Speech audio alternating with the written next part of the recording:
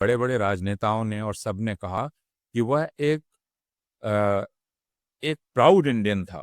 ये कहा गया उसको मारना, गोया कि अगर वो चीनी होता तो उसकी हत्या की फिर भी एक वजह मान ली जाती, अगर वो पाकिस्तानी होता तो उसकी हत्या की वजह मान ली जाती। हमारे यहाँ कोई अब यह नहीं कहता है कि जीवित रहने के लिए प्रामाणिक और गर्व करने वाला भारतीय होना आवश्यक नहीं है। कि समाज के एक बड़े हिस्से का अपराधीकरण हो रहा है।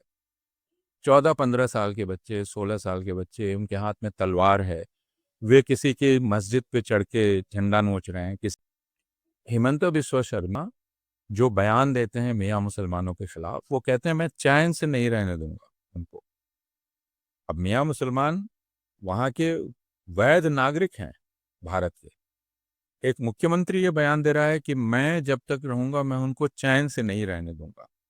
तो वो बाकी लोगों को हिंसा के लिए उकसा रहा है या नहीं उकसा रहा है? अब हमारी एक परेशानी यह हो गई है कि हम भारत के अधिकतर इलाकों में पुलिस पर यकीन नहीं करते हैं, या अपने हिसाब से यकीन करते हैं, क्योंकि पुलिस ने खुद ऐसी स्थिति उत्पन्न की है।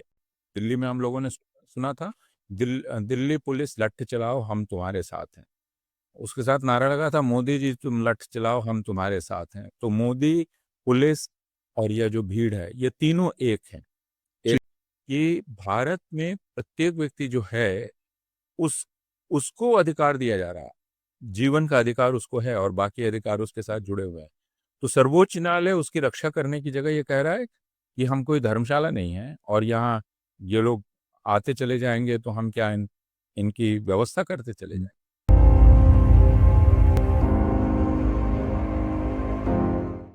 नमस्कार, मैं हूं निधीश त्यागी और आप हैं हरकारा डीप डाइव पर। और मेरे साथ है प्रोफेसर अपूर्वानंद, जो हम लोग बात करना चाह रहे हैं हिंदू राष्ट्र के बारे में, जिसके बारे में लगातार बहुत सारा शोर बढ़ता जा रहा है। आप जानते हैं कि हरकारा जो है उसका लोगो है शोर कम रोशनी ज़्यादा। तो मैं ये समझना चाह रहा था कि हिंदू राष्ट्र जो है 2025 में जिस तरह से रहा, जो कि हम देख सकते हैं कि खासी हिंसा, खासी नफरत हर तरफ देखने को मिली, साल भर मुसलमानों के साथ और उसके बाद ईसाइयों के साथ, जिस खबरें आप लगातार देखते रहे हैं हरकारा पे और बाकी उन जगहों पे जहाँ पर जिम्मेदार पत्रकारिता की जाती है, जहाँ पे तथ्यों के साथ बातचीत की जाती है। तो ये 2025 इस तरह से था, तो 2026 जो है वो हम लोग किस तरह की उम्मीद करें 2026 से, जहाँ पर हिंदू राष्ट्र को लेकर एक लगातार लंबी चौड़ी बातचीत हो रही है, जिसमें जो संघ के प्रमुख हैं मोहन भागवत, वो कह रहे हैं कि इसके लिए संविधान की जरूरत नहीं है, ये हिंदू राष्ट्र ही है। और वो ये भी कह रहे हैं कि जो गैर हिंदू वर्ग है उनको उनकी तरह से रहना पड़ेगा, जैसे कि उनके हिसाब से है। हालांकि उनका हिसाब क्या है ये भी बहुत स्पष्ट नहीं है। हिंदू राष्ट्र की जो उनका विजन क्या है इसके बारे में कोई साफ साफ जानता नहीं है, सिवाय इसके कि जो अ, हिंदू नहीं है उनको तंग किया जाएगा, जो उनकी तरह नहीं दिखलाई देते हैं उनको तंग दिया जाएगा। जैसे कि अभी त्रिपुरा के साथ एक त्रिपुरा के बच्चे के साथ देहरादून में हुआ, जिसने मरने से पहले कहा कि वो इंडियन है, उसको चाकू मार दिया गया। तो अपूर्वानंद जी, आपका स्वागत है इस बातचीत में। अब आप इसको कैसे एक परिदृश्य की तरह अगर हम बताएं, अ, आप यहाँ भी देखते रहे, अकादमिक दुनिया में भी देखते रहे हैं कि वो एक एक नए तरह का कायदा अ, बनता जा रहा है। बहुत शुक्रिया निधीश। और तो बड़े अफसोस की बात है कि साल के आखिरी दिन अ, हम एक ऐसी बातचीत कर रहे हैं जो बहुत ही निराशा भरी है। और एक तरह से हम सब लोगों की हार, या आप ये कह सकते हैं कि अ, हिंदू फैसिज्म की जीत के बारे में हम बात कर रहे हैं। और यह एक हकीकत है, इससे मुंह मोड़ना गलत होगा और एक तरह की खुशफहमी में रखना होगा खुद को। हालांकि मैं यह भी कहूँगा कि हिंदुस्तान के कुछ हिस्सों में और अलग अलग जगह इसके खिलाफ प्रतिरोध है, लेकिन वह कितना टिक पाएगा और नहीं टिक पाएगा, यह एक सवाल बना हुआ है। बहरहाल, आपने हिंदू राष्ट्र के बारे में बात की। हिंदू राष्ट्र का नक्शा बहुत पहले स्पष्ट कर दिया था गोलवलकर ने और सावरकर ने, दोनों ने ही स्पष्ट कर दिया था। उसका तात्पर्य एक ऐसा राष्ट्र राज्य है जहाँ मुसलमानों और ईसाइयों, जिन्हें वे गैर भारतीय धर्मावलंबी कहते हैं, या यानी जिन धर्मों का जन्म भारतवर्ष में नहीं हुआ है, उन धर्मों के लोगों को हिंदुओं के बराबर अधिकार नहीं होंगे। और इरादा है राजनीतिक अधिकारों से वंचित करना और सांस्कृतिक अधिकारों से वंचित, दोनों अधिकार से वंचित करना। और ये बात 2013 में इस सरकार के आने के पहले या शायद 2014 में एक टेलीविज़न चर्चा में मुझसे भारतीय जनता पार्टी के उस वक्त के बुद्धिजीवी सेल के प्रमुख ने कही थी कि उस वक्त एक घटना हुई थी, वो ये कि दिल्ली के बवाना इलाके में ताजिया का जुलूस निकलने नहीं दिया गया था और कहा गया था कि इसे आप गली के अंदर ही रखेंगे, जहां मुसलमानों की गली के अंदर चौक पर नहीं आ सकता। और मुझे अब तक याद है कि उन्होंने बहुत ही नरमी से कहा था कि देखिए, नहीं रह सकते हैं मुसलमान, लेकिन विथ सम रिस्ट्रेन, उन्हें काबू में रखा जाएगा। और वो रिस्ट्रेंट्स क्या होंगे, किस तरह के होंगे, वो नियंत्रण किस प्रकार का होगा, ये समय समय पर जो हिंदू राष्ट्रवादी सत्ता है वो बताती रहेगी। जिसमें एक समय पर यह कहा गया कि गोमांस आप नहीं खा सकते हैं, फिर यह कहा गया कि आप हिंदू लोगों से मित्रता नहीं कर सकते हैं, फिर और भी बहुत सारी, या फिर अब यह शर्त लगाई जा रही है जो अब तक औपचारिक नहीं हुई है कि आपको वंदे मातरम गाना होगा पूरा और भारत माता की जय बोलना होगा। हम ये भी देखने वाले हैं उत्तर प्रदेश में और कुछ जगहों पर शायद वंदे मातरम को अनिवार्य करने की कोशिश की जा रही है। देखना होगा कि सर्वोच्च न्यायालय उसमें क्या करता है।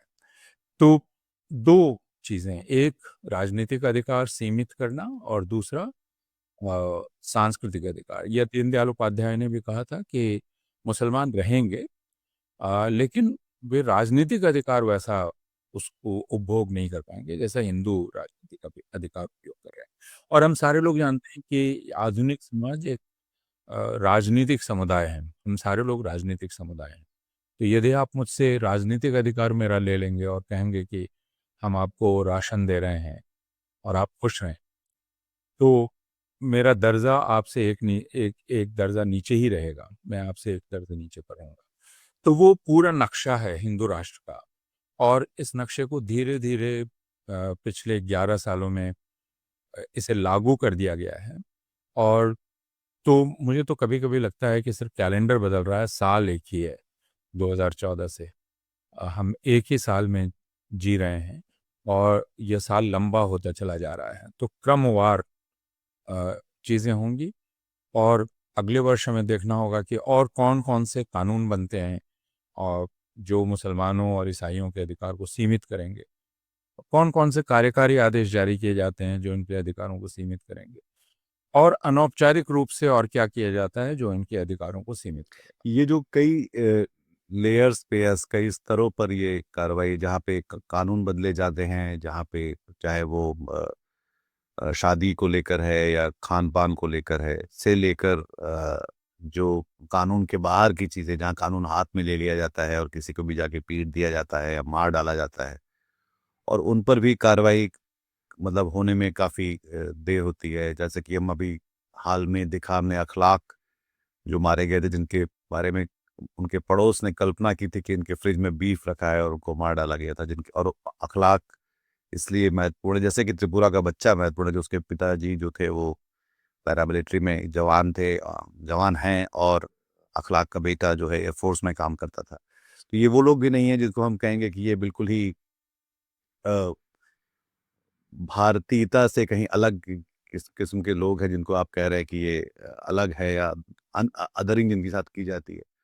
तो ऐसे बहुत सारे उदाहरण हमारे सामने हैं जिनको, और ये तो जो कई स्तरों पे जो हो रहा है, इसमें जाहिर तौर पर फिर संविधान के जो अधिकार हैं, जहाँ समानता की बात है या जहाँ पे आपके नागरिकता के बाकी अधिकार हैं, तो उनको वो कैसे प्रभावित होंगे, तो संविधान कैसे प्रासंगिक रह जाएगा इस हिंदू राष्ट्र में। आपने दो घटनाओं की बात की है। मैं अभी अंजय चकमा की हत्या जो देहरादून में हुई है उसको देख रहा था, और दोनों घटनाएं ज़रा अलग हैं और उनको हमें अलग करना चाहिए। अ, एक बात जो बहुत स्पष्ट है वह यह कि भारत से अब कानून का राज भारत में समाप्त हो चुका है। कानून के राज का कोई एहसास नहीं रह गया है, और लोगों को पता है कि वे किसी भी कोई भी बहाना लेकर किसी पर हमला कर सकते हैं, और वो हमला कोई किसी सीमा तक जा सकता है, वह हत्या तक जा सकता है जो आखिरी सीमा है, या उसके पहले भी रुक सकता है। लेकिन असल चीज़ ये है कि कानून का राज खत्म हो गया है। तो हिंदू राष्ट्र का एक दूसरा मतलब है कानून के राज का खत्म हो जी, जाना, जो उसके पहले है। और दूसरा, ये जब हम कानून के राज की बात करते हैं तो वह कानून समान रूप से सब पर लागू होता है कानून जी, के राज में। लेकिन हिंदू राष्ट्र में वह कानून समान रूप से सब पर लागू नहीं होगा। यह आपने पिछले 15 दिनों में हिंसा की जितनी घटनाएं हुई हैं उनमें आपने एक एक जगह यह घटना आई कि एक लड़की बरेली में अपना जन्मदिन मना रही थी, और उसके जन्मदिन की दावत पर हमला किया गया। और अखबारों ने भी, हिंदी अखबारों ने भी लिखा, और कि उसमें 2 मुसलमान पकड़े गए। तो वो उसके दोस्त थे जो उसने रिकॉर्ड पर कहा कि उनको बुलाया गया था, और उसने बुलाया था और वो उस दावत में शामिल थे। लेकिन पुलिस ने उन्हीं पर मुकदमा कर दिया, जी, उन जी, 2 लोगों पर, और जो होटल वाला था उस पर भी मुकदमा किया, शांति व्यवस्था भंग करने के आरोप में। तो यह बिल्कुल स्पष्ट है कि एक मामला है कानून का राज खत्म हो जाने का, जो एंजल चकमा के मामले में से स्पष्ट होता है। तो ये आप तमिलनाडु में देखें, आप असम में देखें, आप केरल में देखें, हर जगह अब लोगों को ऐसा लग रहा है कि यह उनकी मर्जी पर है। वे किसी को दंडित कर सकते हैं, और उसके लिए उनके पास वजह होनी चाहिए, वो वजह बताएंगे। बाद में वो कह सकते हैं कि गलतफहमी हो गई थी, लेकिन वजह ठीक थी। जी, अगर हमने एक हिंदू को मार डाला, जैसा केरल में किया गया था, जिसमें एक हिंदू मार डाला गया इस गलतफहमी में कि वह जी, मुसलमान है, तो इससे जो बात स्पष्ट होती है वो ये कि अगर मुसलमान होता तो उसके मारे जाने का एक वाजिब कारण था, वो मारा जा सकता था। हिंदू मारा गया, ये गलतफहमी हो गई, लेकिन इरादा नेक था, मुसलमान को मारने का इरादा था। तो इसलिए इस हत्या की जो गंभीरता है, हत्या के आरोप की, उसको भी कम किया जाना पड़ेगा, क्योंकि हत्यारों का इरादा अच्छा उनका था। इरादा ठीक था पर वो अ, मारा कोई और गया जो है ये हाँ, निशाना गलत हो गया। तो चकमा के मामले में यह बात बहुत स्पष्ट है। चकमा के मामले में जो देहरादून के पुलिस प्रमुख कह रहे हैं वो ये कि इसे नस्ली नहीं माना जा सकता, नस्ली घृणा का नतीजा, क्योंकि मारने वालों में एक उत्तर पूर्व का भी था और एक नेपाली भी था, और उन लोगों का कहना है कि वे आपस में मोमो कह के, चाइनीज मोमो कह के हंसी मजाक कर रहे थे, उसमें बात बढ़ी और फिर अ, बात यहाँ तक चली गई कि हत्या हो गई। लेकिन इसके बाद हो सकता है कि यह बात हो जो पुलिस प्रमुख कह रहे हैं। अब हमारी एक परेशानी यह हो गई है कि हम भारत के अधिकतर इलाकों में पुलिस पर यकीन नहीं करते हैं, या अपने हिसाब से यकीन करते हैं, क्योंकि पुलिस ने खुद ऐसी स्थिति उत्पन्न की है कि हम उसे मानते हैं कि वह पक्षपाती है। और यह किसी भी कानून के राज के लिए सबसे दुर्भाग्यपूर्ण बात है, क्योंकि पुलिस की जांच को सबसे प्रामाणिक होना चाहिए, माना जाना चाहिए। लेकिन हम अब पुलिस पर बहुत कम भरोसा करते हैं। दूसरे कि उस पुलिस पे भरोसा कम करते हैं, और दूसरी तरफ ऐसे नारे भी लगते हैं जो दिल्ली में लगे, दूसरी जगह भी लगे, कि पुलिस तुम लठ चलाओ, हम तुम्हारे साथ हैं। तो यह जो पुलिस और भीड़ का मेल है, दिल्ली में हम लोगों ने सुना था, दिल्ली पुलिस लठ चलाओ, हम तुम्हारे साथ हैं। उसके साथ नारा लगा था, मोदी जी तुम लठ चलाओ, हम तुम्हारे साथ हैं। तो मोदी, पुलिस और यह जो भीड़ है, ये तीनों एक हैं, एक जी, तरफ हैं। राजनीतिक शक्ति, या जो सड़क पर गुंडों की शक्ति है, और पुलिस, तीनों एक है। ऐसी स्थिति में हम पुलिस की बात पर कितना भरोसा करें? लेकिन मैं फिर भी इनकी बात पर भरोसा कर रहा हूँ। मेरी चिंता दूसरी है, वह उसके बाद की प्रतिक्रिया है, क्योंकि उसके बाद बड़े-बड़े राजनेताओं ने और सबने कहा कि वह एक प्राउड इंडियन था, ये कहा गया। उसको मारना, गोया कि अगर वो चीनी होता तो उसकी हत्या की फिर भी एक वजह मान ली जाती, अगर वो पाकिस्तानी होता तो उसकी हत्या की वजह मान ली जाती। हमारे यहाँ कोई अब यह नहीं कहता है कि जीवित रहने के लिए प्रामाणिक और गर्व करने वाला भारतीय होना आवश्यक नहीं है। मसलन अगर आप मुझसे पूछेंगे तो मैं कहूंगा कि मैं प्राउड इंडियन नहीं हूं। आई फील ashamed कि मैं उन इंडियंस की तरह इंडियन हूं जो अभी चारों तरफ देखे जाते हैं। तो क्या आप मुझे मार डालेंगे? लेकिन यह प्रतिक्रिया राजनीतिक वर्ग की है और दूसरे वर्गों की है, जिसमें आप भारत में अब मनुष्य का मूल्य नहीं है और इसके दूसरे नतीजे भी होते हैं। जैसे सर्वोच्च न्यायालय के पास जब रोहिंग्या लोगों के अधिकारों के को लेकर अर्जी दी गई तो उन्होंने कहा यह कोई धर्मशाला नहीं। तो ए, एक तरफ तो आप काफी गुणगान करते हैं भारत का, लेकिन दूसरी तरफ आपने कहा धर्मशाला नहीं है, या भूलते हुए कि भारत में प्रत्येक व्यक्ति जो है उस उसको अधिकार दिया जा रहा है, जीवन का अधिकार उसको है और बाकी अधिकार उसके साथ जुड़े हुए हैं। तो सर्वोच्च न्यायालय उसकी रक्षा करने की जगह ये कह रहा है कि हम कोई धर्मशाला नहीं है और यहाँ ये लोग आते चले जाएंगे तो हम क्या इनकी व्यवस्था करते चले जाएंगे। यह यह जो समझ बनती जा रही है राजनीतिक वर्ग में, न्यायपालिका में और दूसरी तमाम जगह, इसे लेकर हम लोगों को चिंता होनी चाहिए। अब आप इखलाक का मामला ले लें। इखलाक के मामले में सबसे अधिक चिंता का विषय क्या था कि राज्य ने कहा कि यह मुकदमा वापस ले लेना चाहिए। हम ये जानते हैं कि हत्या का जब भी मामला होता है तो यह मामला हत्या करने वालों या अभियुक्तों और जिसकी हत्या हुई है उसके परिजनों के बीच का नहीं बिल्कुल। होता है। ये हत्या करने वालों और राज्य जी। के बीच का होता है। राज्य उसमें एक अ, पार्टी है, क्योंकि एक हत्या किसी व्यक्ति की हत्या राज्य को चुनौती है। लेकिन यहाँ राज्य क्या कह रहा है कि इस हत्या का कोई मतलब नहीं है, इसको छोड़ दीजिए, क्योंकि शांति व्यवस्था बनाए रखने के लिए, सौहार्द बनाए रखने के लिए समाज में हमें जो हत्या के अभियुक्त हैं उन पर से मुकदमा वापस ले लेना चाहिए। तो और इससे भी अधिक चिंता का विषय यह था कि लोग काफी डरे हुए थे कि अदालत क्या करेगी। और जब अदालत ने कहा कि नहीं, मुकदमा वापस नहीं लिया जा सकता, तो लोगों ने इसको बहुत बहादुरी की बात बतलाया, जबकि यह एक सामान्य बात होनी चाहिए थी। अदालत पूछा कि भाई क्या इसके पहले हत्या का कोई मुकदमा वापस लिया गया है, हमें बतलाइए, है ना। तो जो तर्क दिए जा रहे थे वो क्या थे कि कोई रिवॉल्वर या बंदूक इस्तेमाल नहीं हुई है, सिर्फ लाठी से पीट के मारा गया है, उनके बीच कोई अदावत नहीं थी। अदावत नहीं थी, यही तो गंभीर मामला है। अगर मेरे आपके बीच अदावत हो, मैं मार डालूं, तो मेरे पास एक वजह है, लेकिन मैं आपको मार डालूं क्योंकि आप चश्मा पहनते हैं, तो अ, यह ज्यादा गंभीर मामला है। इसका मतलब हर चश्मा पहनने वाला मेरे सामने खतरे में है। उससे मेरा कोई लेना देना नहीं, कोई व्यक्तिगत रंजिश नहीं, लेकिन हर चश्मा पहनने वाले को मैं मार डालूंगा। जो मोहसिन शेख, जो पहली हत्या हुई थी नरेंद्र मोदी के पद ग्रहण के बाद पुणे जी। में, एक सॉफ्टवेयर इंजीनियर की, उसमें क्या कारण बतलाया गया था? कारण बतलाया गया था कि वो दिखने में मुसलमान लगता था, इसलिए हत्यारे उत्तेजित हो गए और अदालत ने भी इसको वाजिब वजह माना उनको जमानत देने के लिए।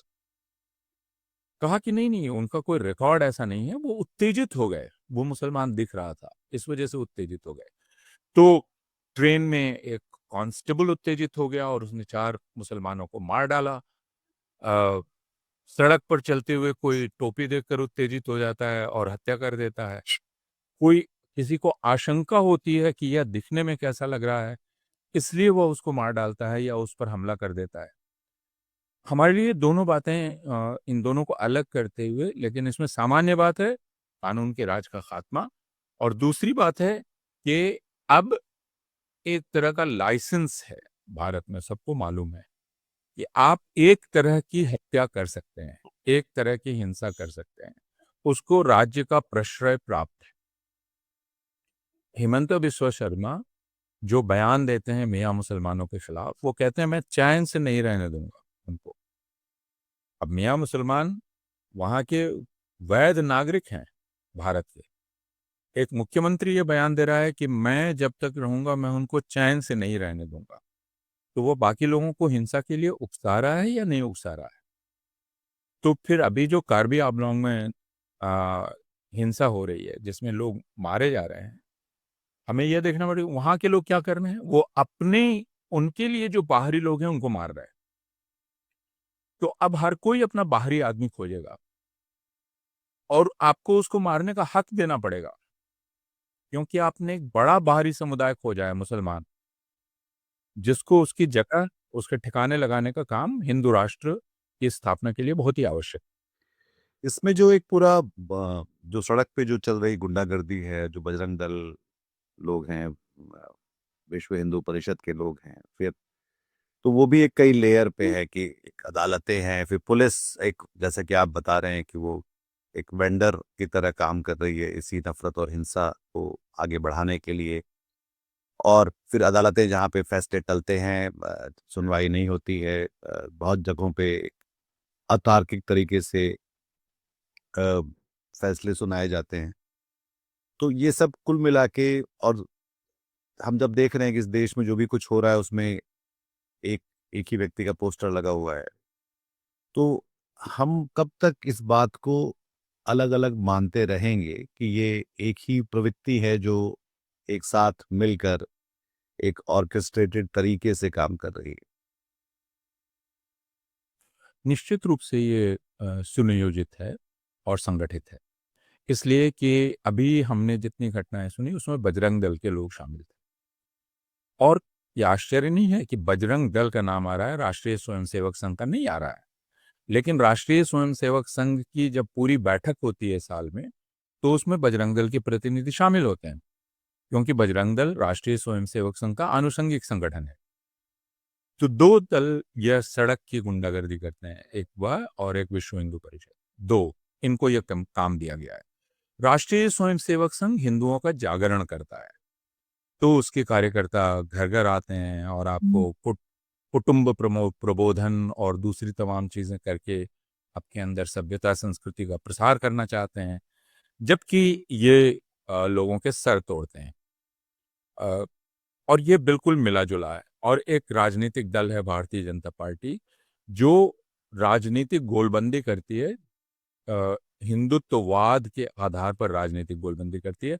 और वह हिंदुत्ववाद बिना इस हिंसा के संभव नहीं है, क्योंकि जब आप यह हिंसा संगठित करते हैं, तो हम सब लोगों ने देखा है कि इस हिंसा के कई स्तर हैं। जैसा आपने कहा, एक जो जिसमें 15-20 लोग निकलते हैं, लेकिन उसमें बाकी लोग भी शामिल होते हैं जो बजरंग दल के नहीं हैं।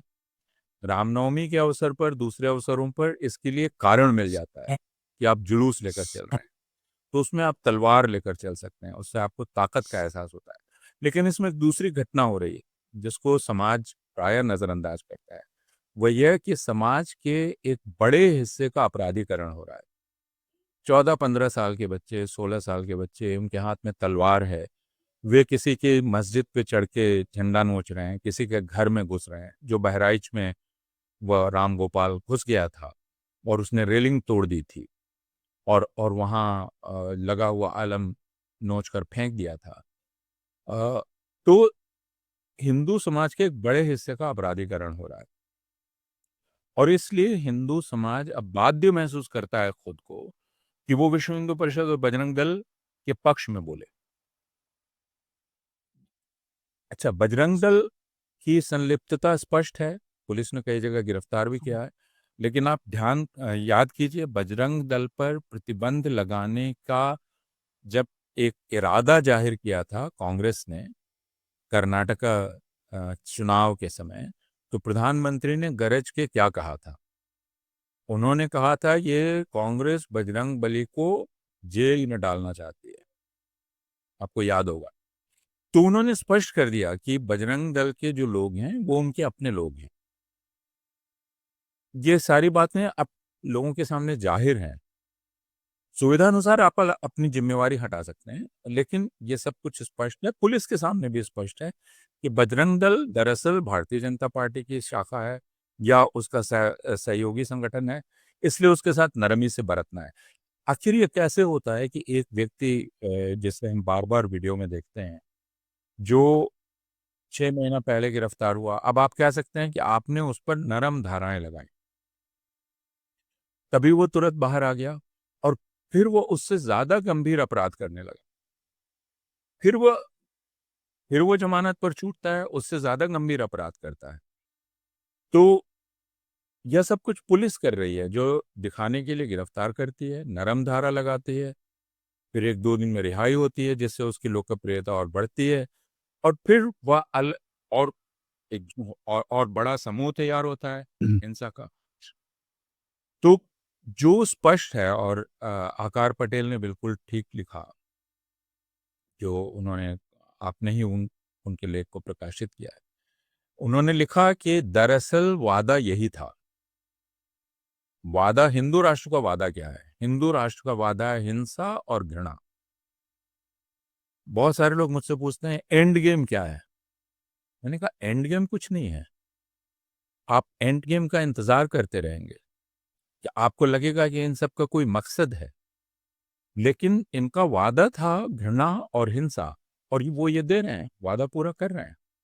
हम शायद कुछ किसी और चीज की प्रतीक्षा कर रहे हैं। तो आकार का उस लेख में एक और दिलचस्प पहलू कि उनका ये कहना है कि ये जो इरादा है और उदासीनता, जो उन्होंने दो चीजें कही इसमें, कि जो हर हर हिंदू ने साइन अप नहीं किया है इस नफरत और हिंसा के लिए।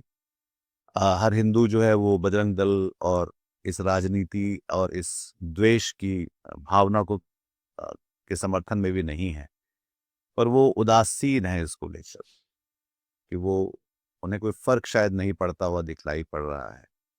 और वो फर्क पड़ने के लिए मैं सोच रहा था ये बात कि क्या हम देख पाते हैं कि हर कांवड़िया जब गुंडागर्दी करता है या बजरंग दल का आदमी जब तलवार लेके निकलता है, हम उसमें नरेंद्र मोदी की तस्वीर उसकी शक्ल पे क्यों नहीं देख पाते? और फिर हम ये भी शायद सोचें कि हम इस देश के लोग जो उनको वोट देते हैं वो इस बात को समझ पा रहे हैं कि वो इस आपराधिकरण में वो भी शामिल हैं। आमतौर पे इस तरह की तुलना से लोग नाराज हो जाते हैं, लेकिन अगर आप हिटलर और गोएबल्स को देखेंगे या दूसरे इस तरह के लोगों को देखेंगे, तो वो शायद ही खड़े होकर कह रहे हैं कि आप उसे मार डालिए, है ना? नरेंद्र मोदी भी नहीं कहते मार डालिए। वो सिर्फ उनको कीड़ा बतलाते हैं, वो उनको बाहरी बतलाते हैं। वो उनको कहते हैं कि वो दोयम दर्जे के लोग हैं, वो ऐसे हैं, वो घुसपैठियां हैं। तो ये इशारा है बहुत साफ। और आकार ने ये ठीक लिखा है कि बहुसंख्यक हिंदू समाज शायद इसमें शामिल नहीं है, लेकिन आज वह यह कहने की स्थिति में नहीं है, और मैं थोड़ा असहमत हूं उनसे कि वो शामिल नहीं है, क्योंकि मैंने आपसे कहा कि आप रामनवमी का जुलूस देखिए, इस तरह की जुलूस देखिए जिसमें हजारों लोग शामिल होते हैं, वो हजारों हैं, वो सब बजरंग दल के लोग नहीं है। ठीक, तो ये तो समाज शामिल है ना इसमें। वो जो वहां जाते हैं और जो मुसलमानों को गालियां देते हैं और उनको मारने का इरादा जाहिर करते हैं और दूसरे अश्लील बातें करते हैं, वे सब लौट के घर में आते हैं जी। और एक एक आराम की जिंदगी, एक जैसी सामान्य जिंदगी है वैसी जिंदगी फिर बसर करने लगते हैं। मुझे नहीं मालूम कि किस समाज के किस अभिभावक ने चिंता व्यक्त की कि यह हमारे बच्चों के साथ क्या किया जा रहा है या हम क्या होने दे रहे हैं। इसमें किसी को एतराज नहीं है, दूसरे समाज इसमें शामिल होता जा रहा है। इसका उदाहरण और है, जैसे ट्रेन पर एक मुसलमान अगर नमाज पढ़ रहा है तो उसको घेर कर लोग अपने फोन पर हनुमान चालीसा निकालकर हनुमान चालीसा पढ़ रहे हैं। ये कोई बजरंग दल के लोग नहीं है, ये वे लोग हैं जो ऐसा काम कर रहे हैं, सामान्य ट्रेन पर चलने वाले लोग हैं, रोजाना आने जाने वाले, दूसरे मामलों में भले लोग हैं, लेकिन ये वो कर रहे हैं। आप यूनिवर्सिटीज में देख सकते हैं, दूसरी जगह देख सकते हैं, जहां इस तरह का हुजूम इकट्ठा होना अब बहुत आसान हो गया है कि अगर मुझे एक लड़की ने कहा, मेरी छात्रा, कि वह एक कोने में कॉरिडोर में नमाज पढ़ रही थी। उसे आकर छात्रों ने और बाकी लोगों ने धमकाया। क्यों? और ये छात्र कौन थे? वो ज़रूरी नहीं है बजरंग दल के लोग। तो मैं सिर्फ़ आकार से यहाँ असहमत हूँ कि हम शायद हिंदू समाज को लाइसेंस दे रहे हैं, जबकि हिंदू समाज को यह एहसास करने की ज़रूरत है कि उसके एक बड़े हिस्से का रेडिकलाइज़ेशन हो चुका है। और अगर वह इससे इस बात को लेकर सचेत नहीं है, तो इससे उबरना उसके लिए बहुत मुश्किल होगा और ये रेडिकलाइज़ेशन तरह-तरह से होता है। और हिंदुओं के पास अलग-अलग वजह होती है। जैसे अगर मुसलमानों को लेकर हिंसा हो रही है, तो वो उनसे नज़रअंदाज कर देते हैं, क्योंकि कहते हैं आखिर औरंगज़ेब ने तो किया था। तो आप एक मुसलमान को आज मार रहे हैं, लेकिन उसके लिए वजह बतला रहे हैं कि औरंगज़ेब ने आपके पूर्वजों के साथ ये किया था या बाकी लोगों ने किया था। तो उसकी वजह यहाँ पर है। ईसाइयों के साथ जब आप करते हैं, तो आप कहते हैं धर्मांतरण हो रहा था।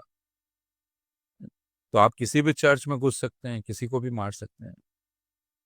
तो ये उदासीनता वाली बात से अब मैं सहमत नहीं हूँ। हिंदू समाज इसमें अ, एक प्रकार से शामिल है और उसको इस बात को स्वीकार करना पड़ेगा। क्योंकि यह दूसरे जैसे आप इस्लामी आतंकवादी समूहों को देखते हैं, है ना? तो वे समूह हैं जो गोपनीय रूप से काम कर रहे हैं। उसमें कुछ लोग हैं, पूरा समाज शामिल नहीं है। उसको समाज की सहमति भी नहीं है। लेकिन यहाँ ये खुलेआम काम कर रहे हैं। इनके बच्चे हमारे आपके घरों से जा रहे हैं।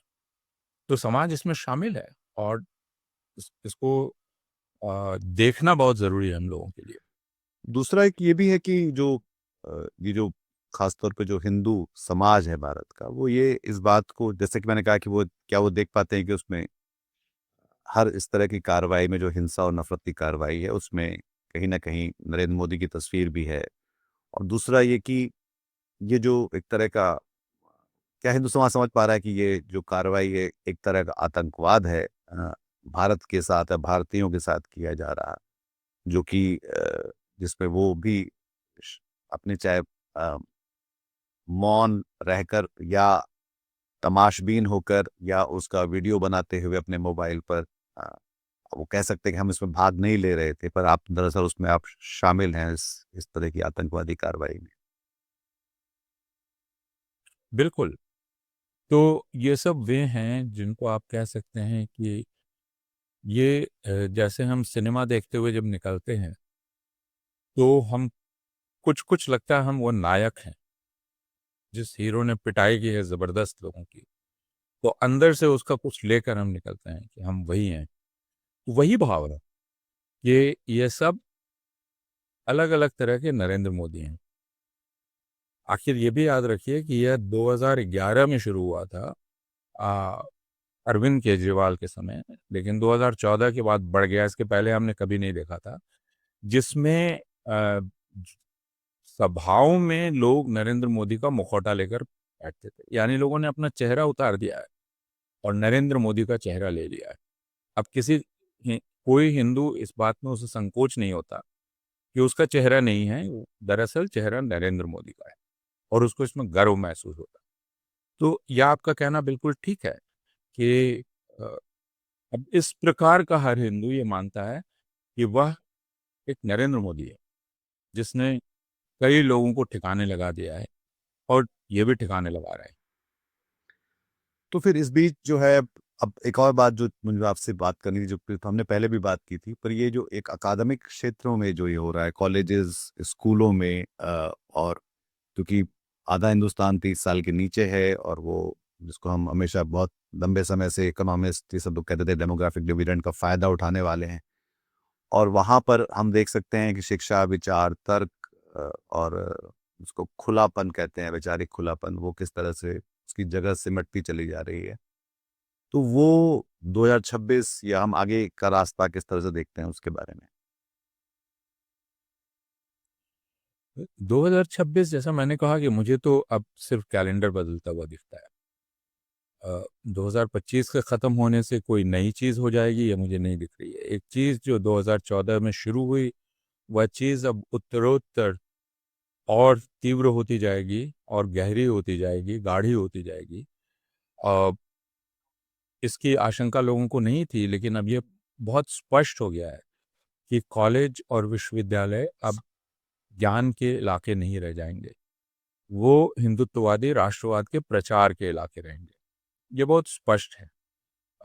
हमने पिछली बार भी बात की थी, लेकिन यह कि आप जाति का उल्लेख नहीं कर सकते, आप जेंडर का उल्लेख नहीं कर सकते। जेंडर की जगह आपको पारिवारिक मूल्यों की बात करनी चाहिए, और जाति का उल्लेख समाज में विभेद पैदा करता है। इस तरह की बात अगर दिल्ली विश्वविद्यालय जैसी जगह पर होने लगे या जवाहरलाल नेहरू विश्वविद्यालय, तो आपको समझना चाहिए कि बीमारी बहुत गहरे चली गई है। और ये क्यों किया जा रहा है? ये इसलिए किया जा रहा है स्कूल से लेकर यूनिवर्सिटी तक, अ, इसलिए कि एक ऐसी पीढ़ियां निकलें जो जिनकी आत्म छवि कुछ और हो, और जिस आप दूसरे ढंग से कह सकते हैं कि उसके लिए हिंदी शब्द शायद ज़्यादा गाढ़ा हो जाएगा।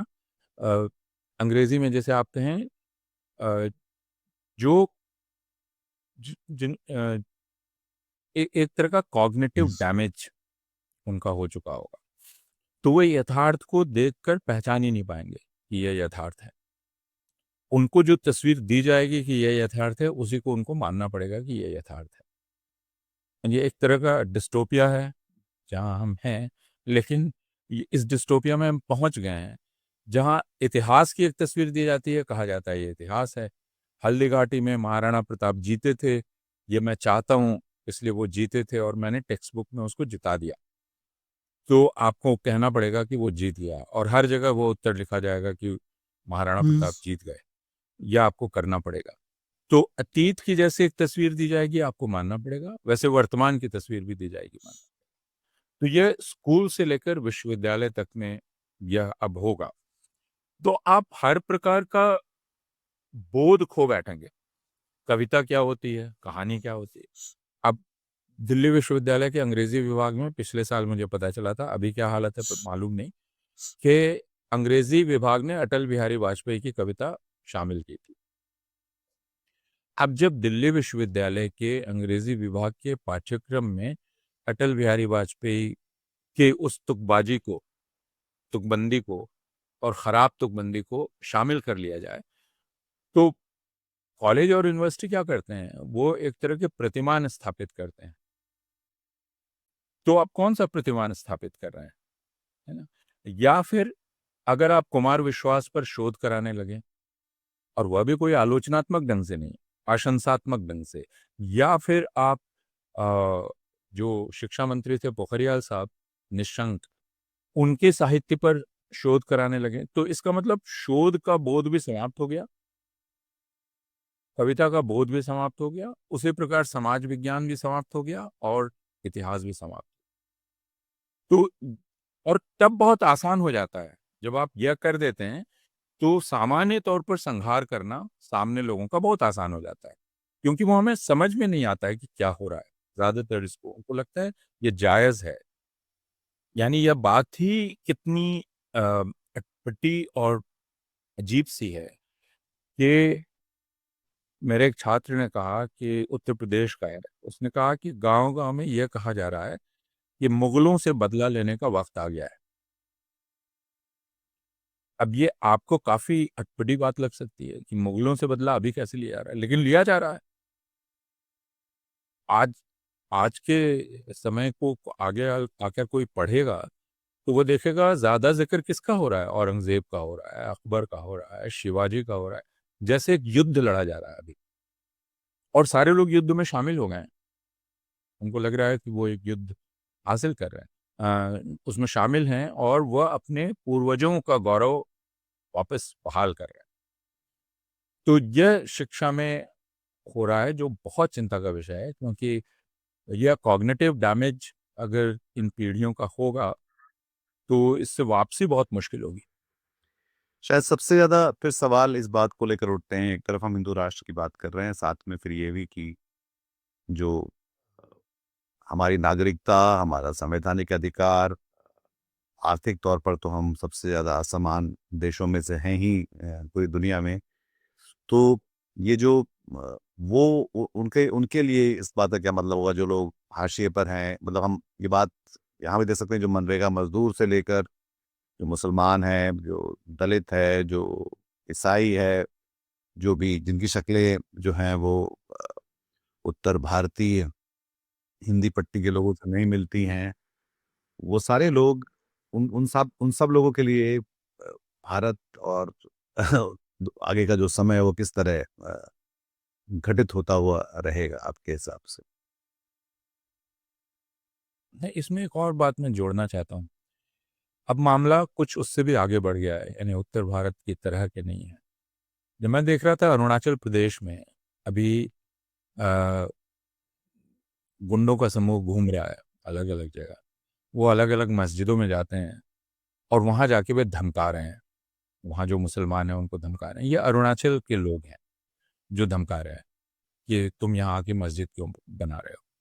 तो अब आप उल्टी चीज़ वहाँ देख रहे हैं कि वो बांग्ला बोलने वाले हैं या उर्दू बोलने वाले हैं, उनको एक अरुणाचली गुंडों का समूह धमका रहा है और वो खुलेआम घूम रहा है, एक मस्जिद की बात दूसरी मस्जिद धमकी देता हुआ घूम रहा है। या फिर मणिपुर में हमने देखा कि मैतेई और कुकी लोगों में जो के बीच जो हिंसा हुई, उसमें मैतेई समुदाय के एक बड़े हिस्से का हिंदुत्वकरण किया गया। तो और असम, जो फिर उत्तर भारत के लोगों की तरह नहीं दिखते हैं, असम के लोगों ने असमिया लोगों को उत्तर भारतीय राजनीति अ, यानी जो अपने को अहमिया संस्कृति का वाहक कहते हैं, उनको इस उत्तर भारतीय हिंदुत्व की राजनीति को स्वीकार करने में कोई दिक्कत नहीं। तो बीमारी मैं कह रहा हूँ आगे बढ़ गई है और मुझे इसकी आशंका है कि यह केरल में और तमिलनाडु में एक दूसरी शक्ल में ये बढ़ेगी और उनको निश्चिंत नहीं रहना चाहिए कि वहाँ वो सुरक्षित हैं। लेकिन दूसरा प्रश्न है, जो आपने कहा कि जो हाशिए के लोग हैं, आप ये कह सकते हैं एक आम हिंदू, सिर्फ जी। हाशिए का नहीं, एक उनका कर्मचारी, एक ऑडिटर, एक एक बीएलओ, मनरेगा एक हिंदू में काम बीएलओ। कर, एक हिंदू बीएलओ जो आत्महत्या कर रहा जी। है रोज। इतनी आत्महत्याएं एक वजह से हो रही हैं और इस देश का कोई व्यक्ति विचलित नहीं है। इस देश में किसी अखबार ने संपादकीय नहीं लिखा, इस योग्य नहीं माना गया। जो चीज हम देख रहे हैं 2014 से वो ये है कि अब हिंदू राष्ट्र का और क्या मतलब है कि हिंदुओं को एक ताकत दी गई है कि वे मुसलमानों को मार सकते हैं, हिंसा कर सकते हैं और उसके बाद उनकी सारी ताकत ले ली जाएगी। तो हिंदू एक तरह से अधीन रहेंगे एक प्रोजेक्ट को पूरा करने के लिए, अपने सारे अधिकारों से वंचित। एक ही अधिकार उनके पास होगा, मुसलमानों और ईसाइयों के खिलाफ हिंसा करने का अधिकार, और जिसको आप हिंसा कर सकते हैं। दलित जातियों को भी हिंदुत्व के दायरे में शामिल करने का एक ही आधार है कि उनको यह अधिकार दिया जाए। तो उनका हिंदूपन क्या है? उनका हिंदूपन है आप इनसे अधिक अधिकार आपके पास है, इनके खिलाफ आप हिंसा कर सकते हैं। पिछले 14 वर्षों में दलितों के खिलाफ जितनी हिंसा हुई है उसको लेकर हमने कोई बड़ा प्रतिरोध नहीं देखा है दलित समुदाय में। क्यों नहीं, इस पर सवाल होना चाहिए, लेकिन नहीं है, यह बिल्कुल हमारे सामने जाहिर है। क्यों एक के बाद एक अधिकार ले लिए जा रहे हैं और समाज उठ के खड़ा नहीं हो पाता है? किसान खड़े हुए, वो अलग है। अभी अरावली के मामले में लोग खड़े हुए और जब वो खड़े होते हैं तो वो पीछे ढकेलते हैं कुछ समय के लिए, लेकिन धीरे धीरे यह चेतना समाप्त होती जा रही है कि हमारे अधिकार लिए जा रहे हैं आपसे। आपका प्राइवेसी का अधिकार, निजता का अधिकार नहीं है। जो सबसे पवित्र अधिकार माना जाता है, जिसको सबसे पवित्र माना जाता है, हेबियस कॉर्पस, बंदी प्रत्यक्षीकरण जिसको कहा जाता है, वह अब आपके पास नहीं है। आप गायब रहते हैं और सर्वोच्च न्यायालय उसको सुनवाई नहीं करता है हफ्तों महीनों, जबकि वह दुनिया में सबसे पवित्र अधिकार माना गया है। उसमें आप 1 मिनट 2 मिनट की देर नहीं कर सकते। लेकिन हमने सबसे पहले कश्मीर में देखा कि जब उसको उस अर्जी को लेकर लोग गए तो सर्वोच्च न्यायालय ने उसको टाल दिया। नहीं, कोई बात नहीं। यानी आप नहीं हैं, मैं कह रहा हूं मैं नहीं हूं, मुझे लाइए। अदालत कह रही है कोई बात नहीं, ये सरकार के हाथ में है, हम सरकार को तंग नहीं करना चाहते। तो हिंदुओं का पूरी तरह से अधिकार का अपहरण, और उनके पास एक अधिकार कि वह हिंसा कर सकते हैं। यह हिंदू राष्ट्र की असलियत होने वाली है। इसमें आखिरी में एक बात ये भी है कि फिर अ, जो लोग हैं जो अभी भी अपने आप को अपनी इंसानियत पे यकीन करते हैं, वो फिर इसको किस तरह से सॉरी, वो सवाल दूसरा था। सवाल ये था कि ये जो जनता जब जहाँ जहाँ पे खड़ी हुई, चाहे अरावली के मामले में, चाहे किसानों के मामले में, या शाहीन बाग के मामले में, तो लोग खड़े हुए और वो सरकार को अपने फैसले रोकने पड़े या बदलने पड़े या पीछे हटना पड़ा। आप जो राजनीति में जो लोग हैं, मतलब अभी हम बंगाल में देखते हैं किस तरह से तापमान बढ़ता जा रहा है, या अभी बिहार में चुनाव हुए थे, तो जो विपक्ष है, आपको लगता है कि वो उस राजनीति में अपनी भूमिका, अपने योगदान, अपनी जिम्मेदारी ठीक से निभा पा रहा है? नहीं, विपक्ष शायद नहीं कर पा रहा है, और विपक्ष को मैं ये कह सकता हूं कि वह तितर बितर है, क्योंकि वह ये समझ नहीं पा रहा है कि उसकी राजनीतिक भाषा होनी क्या चाहिए। तो वह अपनी राजनीतिक भाषा हासिल नहीं कर पा रहा है, और इसलिए वह एक उत्तेजना से दूसरी उत्तेजना में काम कर रहा है। जबकि अभी भी, जैसा मैंने कहा, अवसर है। अरावली के खिलाफ लोग खड़े हुए, वो किसी राजनीतिक दल ने बंदी नहीं। अभी कांग्रेस ने कहा है कि वह मनरेगा खत्म किए जाने के बाद आंदोलन करेगी, लेकिन वो आंदोलन घटना नहीं होना चाहिए, वो एक सिलसिला बनना चाहिए। वो कैसे बनेगा, यह एक सवाल है।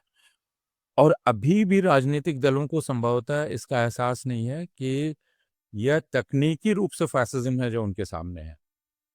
ये कोई रेटोरिकल फैसिज्म नहीं है, ये टेक्निकल फैसिज्म है जो उनके सामने है। अपने सारे, उसका जो पूरा स्वरूप होता है, उसके जितने लक्षण होते हैं, उन सब के साथ उनके सामने है। हुआ उस उसका मुकाबला वो साथ मिलकर कैसे करेंगे, जो जमीन अभी तक उनके पास बची है।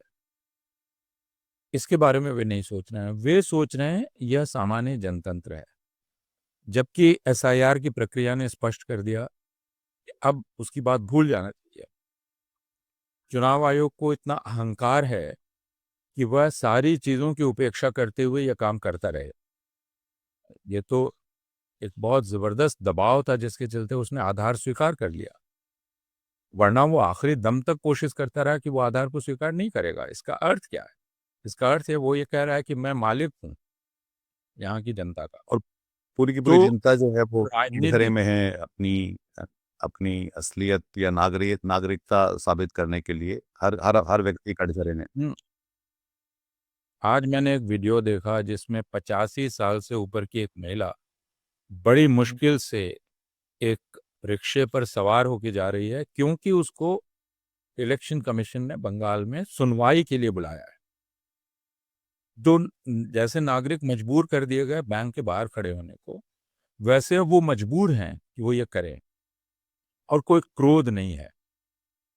तो राजनीतिक दल इसको कैसे गोलबंद करें, कैसे लोगों को संगठित करें, कौन सी भाषा अपनाएं, इसके बारे में उनको बैठकर सोचने की जरूरत है, न कि एक उत्तेजना से दूसरी उत्तेजना का सिलसिला बनाने।